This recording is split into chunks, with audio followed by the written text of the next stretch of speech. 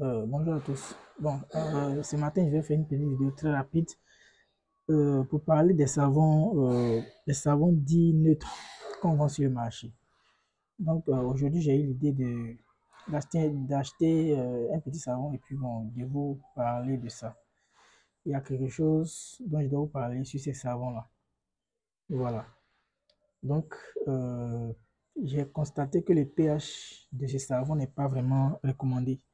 Parce qu'on ne peut pas vendre, on ne peut pas et on ne doit pas vendre ces genres de savons-là aux gens. Et surtout qu'il y a des personnes qui ne sont pas formées, les personnes qui n'ont pas une grande connaissance du domaine, qui, qui peuvent acheter ces savons-là et faire des mélanges que eux-mêmes ne maîtrisent pas et qui vont vendre ces produits-là à des personnes qui vont utiliser ces produits sans même, euh, sans même mesurer la dangerosité des produits qu'ils vont utiliser. Parce que, quoi qu'on dise, il y a quand même plusieurs personnes qui sont dans le domaine, qui vendent des savons, dits mélangés, qui font des mélanges de savons pour vendre aux gens. Bon, moi, je ne suis pas là pour pouvoir les enlever la nourriture de la bouche, mais c'est juste les conscientiser ou les conseiller aussi, si possible. Donc, je disais que ce savon-là n'est pas bon. Ce savon, les savons mélanges qu'on vend, ce n'est pas du bon savon qu'on doit vendre aux gens. Je vous le dis pour plusieurs raisons.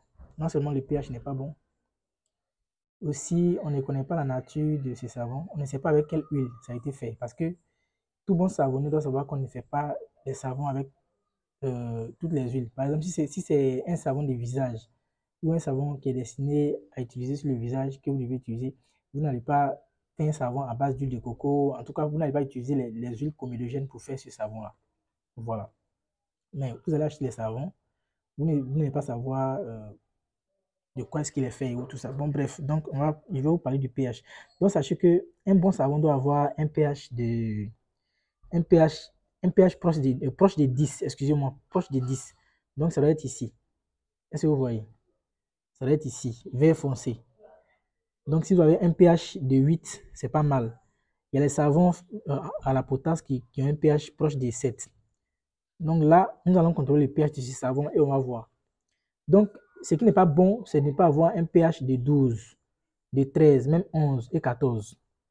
On va voir le pH de ce savon-là. Voilà, donc sachez que le pH de la peau est proche de 4,7. Et puis le pH neutre, c'est 7. Donc vous pouvez faire des savons qui ont un pH proche de 10. Bon, dans tous les cas, je vais faire une petite vidéo pour vous parler du pH. Donc le pH, c'est le potentiel d'hydrogène qui vous guide un peu sur la dangerosité d'un produit ou, je ne sais pas, si ce produit peut être utilisé pour le visage, pour le corps et autres, tout ça. Voilà, donc si le pH du produit est entre 1 et 6,99, on dira que le produit est acide. Si c'est 7, on dirait que le produit est neutre. Si c'est 7,1 à 14, on dirait que le produit est basique. Mais sachez que chaque produit cosmétique a un pH recommandé. Que ce soit une crème pour le visage, il y a son pH, une crème intime, il y a son pH, un gel douche intime, il y a son pH. En tout cas, chaque produit doit avoir un pH recommandé pour ne pas que ça agresse la peau. Donc là, nous allons voir un peu. Donc sachez qu'un produit qui a un pH de 1, ça peut blesser la peau. 2 même, ça peut blesser.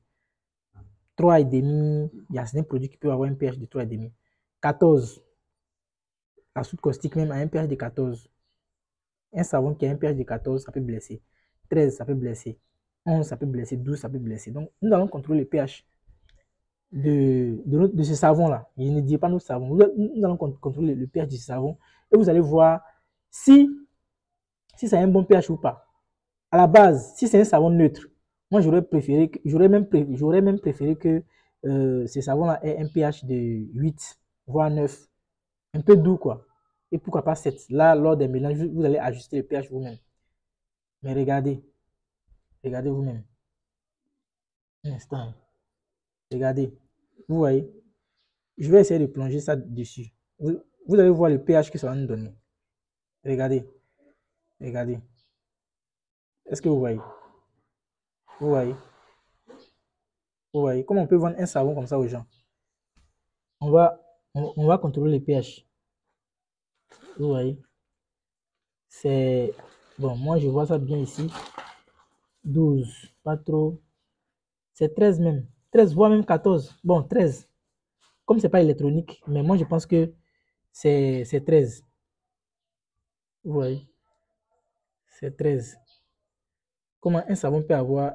Bon, je vais rapprocher pour que vous puissiez voir. Vous voyez comment c'est bien violet. Vous voyez, violet bien foncé là. Vous voyez, vous voyez. Donc, ce savon-là, c'est ce savon-là que vous partez acheter au marché pour venir faire vos mélanges. Moi, je ne suis pas là pour pouvoir gâter votre marché et tout ça là, mais lorsque vous voulez faire du savon et que vous n'êtes pas formé, en tout cas, essayez de vous renseigner un peu. Bien vrai qu'il y a d'autres qui font du savon et touchent ça avec la main et tout ça, avec tout ce qui est infection, tout ce qui est problème. Et elles vont vendre ça. Chacun son marketing. En tout cas, elles vont vendre. Mais de grâce, lorsque vous voulez faire certaines choses, formez-vous ou bien faites quand même un peu de recherche. Je ne suis pas là pour faire une vidéo pour saluer les gens, pour pouvoir former ou tout ça, mais c'est très important de se former et de maîtriser les choses. Voilà, donc c'est un peu ce que j'avais à vous dire ce matin. Voilà. Donc si vous avez d'autres préoccupations, vous pouvez quand même nous contacter pour qu'on puisse vous aider.